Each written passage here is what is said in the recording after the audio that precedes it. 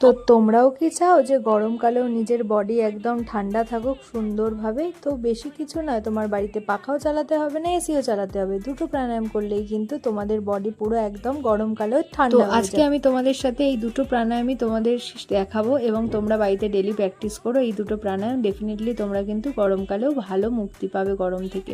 তো প্রথমেই আমি বসে যাব বজ্রাসনে, কারণ বজ্রাসনে বসে করলে সবথেকে বেস্ট, কারণ হাঁটুর সমস্যা যাদের থাকে তাদের অনেক সময় প্রবলেম হয় সুখাসনে বসতে, অনেক সময় পা ফোল্ড করতে প্রবলেম হয়। তো এইভাবে বসলে আই থিঙ্ক সমস্ত মানুষ হেল্প হবে।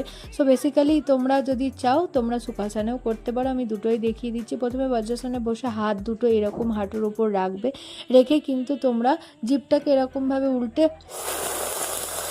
এরকম যেন আওয়াজ হয় সেরকম কিন্তু চেষ্টা করবে ভেতরের দিকে টানা। আর এটা হচ্ছে শীতকারী প্রাণায়াম, এটা হচ্ছে দাঁতের মধ্যে গ্যাপ নিয়ে করে হাওয়া দিয়ে ভেতরের দিকে হাওয়াটা প্রবেশ করানোর চেষ্টা করবে। এই ভিডিওটা তাদের সাথে শেয়ার করে দাও যাদের এরকম গরমে প্রচুর সমস্যা হয়। চলো নেক্সট ভিডিওতে দেখা হচ্ছে, টাটা।